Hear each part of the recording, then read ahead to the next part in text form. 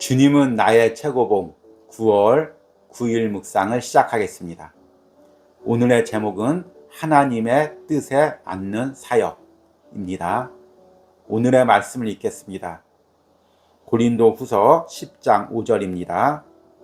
하나님 아는 것을 대적하여 높아진 것을 다 무너뜨리고 모든 생각을 사로잡아 그리스도에게 복종하게 하니. 아멘. 오늘 읽은 말씀은 어제 읽은 고린도후서 10장 5절 말씀입니다. 어제 묵상에서는 우리가 예수님을 믿어서 죄의 그 본질은 제거됐지만 여전히 우리 안에 죄성이 남아있다고 이야기를 했습니다. 그래서 죄된 행동과 생각들을 한다고 말씀을 드렸습니다.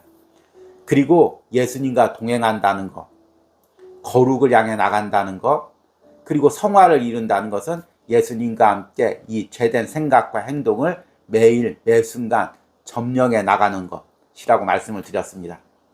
그리고 이 싸움이 매우 치열하기 때문에 많은 사람들이 외면하고 있고, 외면하면 오히려 우리가 그리스도인의 삶에서 후퇴한다고 말씀을 드렸습니다. 그런데 이 과정이 신앙의 과정에만 있는 것이 아닙니다. 주의 일을 하는 과정에도 그대로 적용이 됩니다.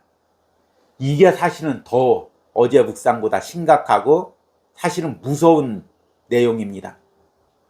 우리가 신앙생활하면서 끊임없는 나의 죄된 생각과 죄된 행동들, 죄된 성향들과 싸웁니다. 그래서 예수님의 거룩을 닮아가는 것입니다. 그런데 이 싸움에서 만약 내가 멈추거나 포기하면 다시금 후퇴를 하게 됩니다. 그러면 죄된 생각들과 성향들이 나를 사로잡습니다. 주의 일할 때도 마찬가지입니다. 내가 내 욕심, 내 성공 다 내려놓고 주님을 위해서 내 삶을 헌신하면서 주의 일을 합니다. 그런데 이 과정에서 내 죄된 생각들과 성향들과 끊임없이 싸워야 됩니다.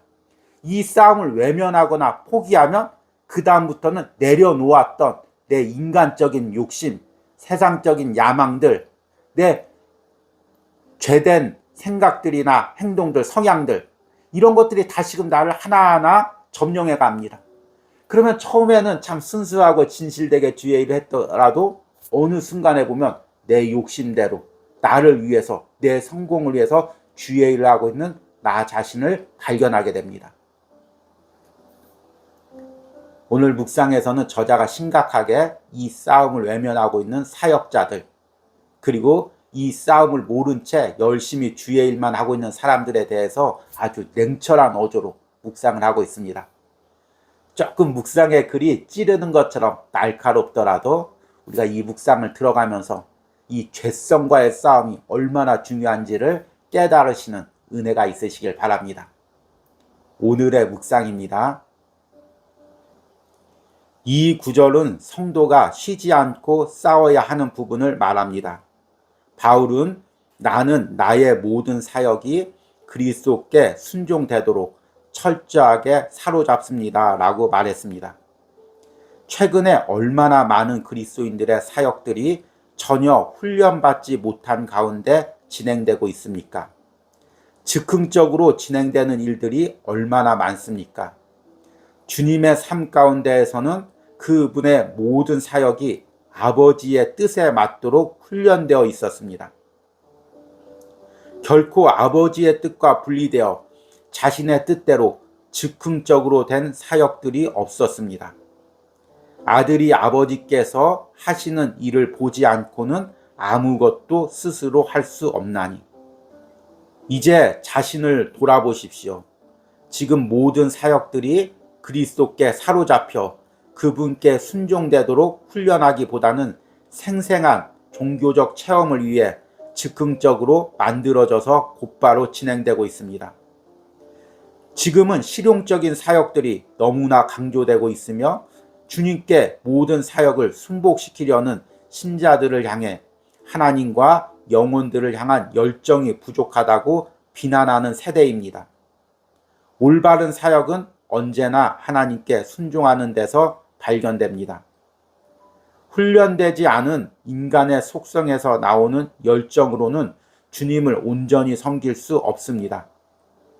참으로 생각할 수 없는 일들이기는 하지만 실제로 발생하는 일들이 있습니다. 성도들이 모든 사역을 주님께로 항복시키기보다 전혀 훈련되지 않은 인간 냄새 나는 속성을 가지고 하나님의 일을 하려고 한다는 사실입니다. 우리는 구원을 위해 예수님께 우리의 모든 것을 맡겨야 할 뿐 아니라 예수님께서 가지셨던 하나님, 세상, 죄와 사탄을 향한 관점에 대해서도 철저하게 배워야 합니다. 이 뜻은 우리가 마음을 새롭게 함으로 변화를 받아야 할 책임을 인식하고 있어야 한다는 말입니다. 아멘.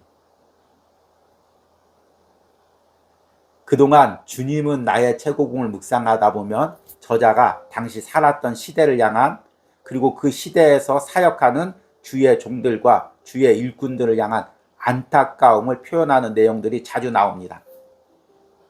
사실 저자가 살았던 20세기 초반에는 인간의 이성이나 인간의 능력에 대한 무한한 믿음을 가졌던 시대입니다. 왜냐하면 18세기, 19세기 때 산업혁명이 발생하고 순식간에 문명이 발전하고 유럽 제국들의 영역이 확장이 되기 때문에 인간의 이성에 대한 능력에 대한 무한한 신뢰가 있었습니다.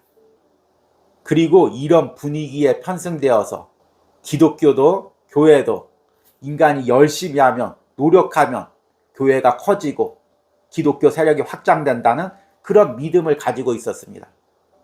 이런 인간에 대한 허황된 믿음이 깨지게 된 것이 1차 세계대전이고 완전히 박살난 것이 2차 세계대전입니다. 그래서 1, 2차 세계대전 이후에는 인간이 겸손해지고 다시금 하나님을 의지하는 복음주의적 사상이 이제 미국과 유럽에서 많이 발생합니다. 그러나 그것이 발생하기 전 오스왈드 챔버스가 살았던 20세기 초반에는 여전히 인간의 노력으로, 인간의 방법으로 하나님의 일을 하려고 하는 그런 성향들이 강했습니다. 그런데 오스왈드 챔버스가 살았던 시대적인 분위기와 지금 우리가 살고 있는 시대적 분위기가 너무나 닮아 있습니다. 우린 이미 1, 2차 세계대전은 다 끝났고 냉전의 시대도 다 끝났습니다. 그래서 우리 문명이, 또 인간이 무한적으로 발전할 수 있다고 생각합니다. 물질적인 가치관들, 성공적인 가치관들이 모든 사람들의 마음을 사로잡고 있습니다. 이제는 기독교 안에서도 교회 안에서도 이런 가치관을 너무나 쉽게 찾아볼 수가 있습니다. 그러는 사이에 죄된 성향이 다시금 우리를, 주의 일을 하는 사람들을 점령하고 있습니다. 그래서 인간적인 열심으로, 인간적인 방법으로 너나 나나 열심히 주의 일을 하고 있습니다. 저자는 이런 세대적인 분위기를, 그리고 이런 세대 속에서 주의 일을 하는 사람들의 성향을 3가지 단어로 오늘 이야기하고 있습니다. 첫 번째 단어는 훈련되지 못했다는 것입니다. 최근에 얼마나 많은 그리스도인들의 사역들이 전혀 훈련받지 못한 가운데 진행되고 있습니까? 즉흥적으로 진행되는 일들이 얼마나 많습니까? 주님의 삶 가운데는 그분의 모든 사역이 아버지의 뜻에 맞도록 훈련되어 있었습니다. 훈련되지 않은 인간의 속성에서 나오는 열정으로는 주님을 온전히 섬길 수 없습니다. 참으로 생각할 수 없는 일들이기는 하지만 실제로 발생하는 일들이 있습니다.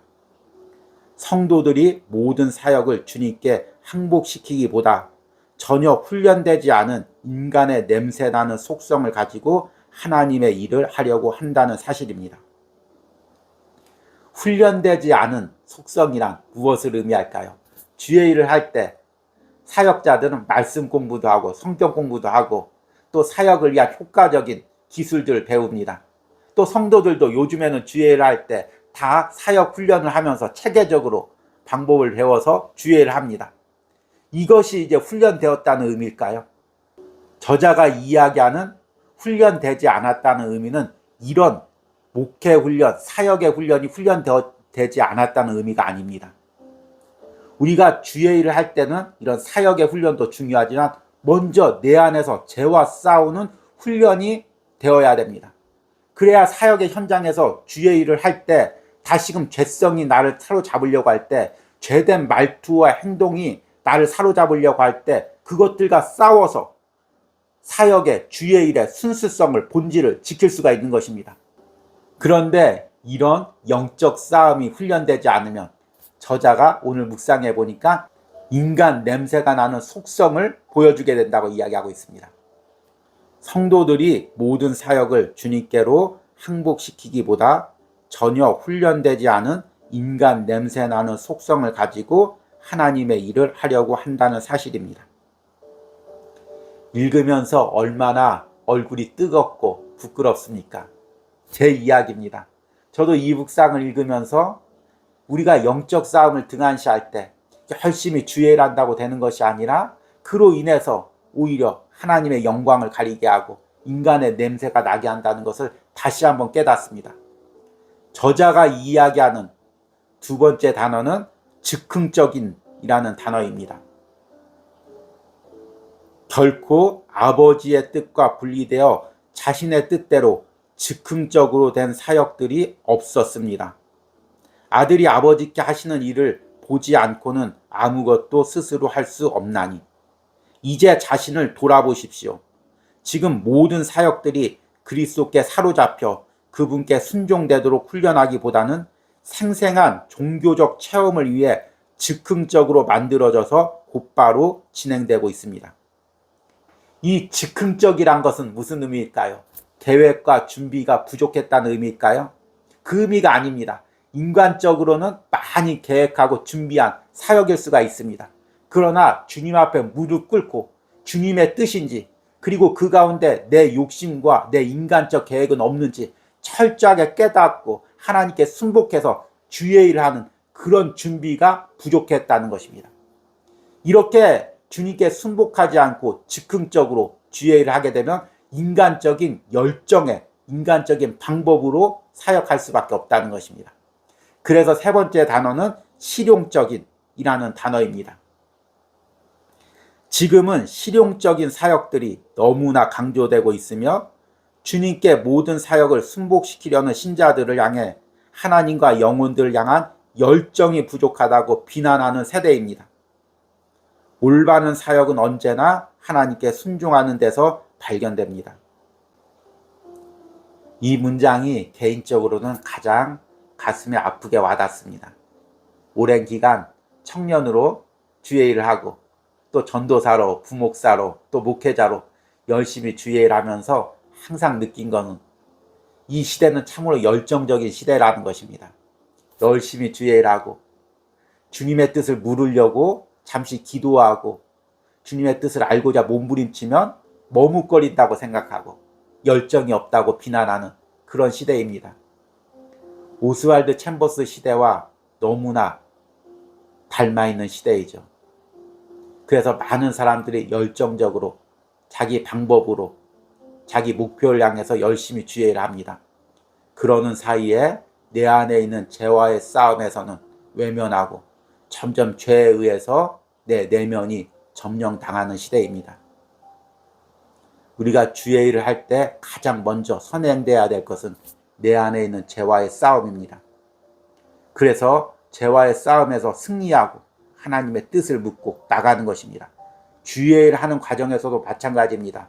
주의 일을 하면서 매 순간 나의 욕심이 나오고 또 나의 죄된 성향들이 나옵니다. 그러나 그것을 깨트리고 싸우지 않는 이상 다시금 예전의 나로 돌아가서 죄된 생각과 죄된 말투와 죄된 행동으로 주의 일을 하게 되는 것입니다. 여러분, 오늘 묵상을 통해서 열정적으로 주의 일을 하는 것도 중요하지만 이보다 먼저 내 안의 죄와 싸우기로 결단하시는 은혜가 있길 바랍니다. 오늘의 적용 질문입니다. 지금 내가 주의 일을 하면서 나도 모르는 사이에 다시금 나를 점령하고 있는 나의 죄된 성향은 무엇입니까? 함께 기도하겠습니다. 주님, 날마다 내 안의 죄성을 보게 하시고 이 죄성들이 얼마나 교묘하게 치열하게 나를 다시금 점령하려고 공격해 오는지를 깨닫게 하여 주시옵소서. 먼저 이 치열한 영적 싸움을 싸우게 하여 주시옵소서. 주님의 도움으로 승리하게 하여 주시옵소서. 그리고 그 승리 가운데 내가 주의 일도 하고 다른 사람도 섬길 수 있게 하여 주시옵소서. 하나님, 많은 주의 일을 하면서 때로는 너무 급하고 너무 시간에 쫓기어 이 죄와의 싸움을 외면하고 주님께 무릎 한번 제대로 꿇지 못하고 앞으로 나가기만 바쁜 우리들입니다. 주님, 이 묵상을 통해서 다시금 회개하게 하시고 주님께 나를 깨트리는 은혜가 있게 하여 주시옵소서.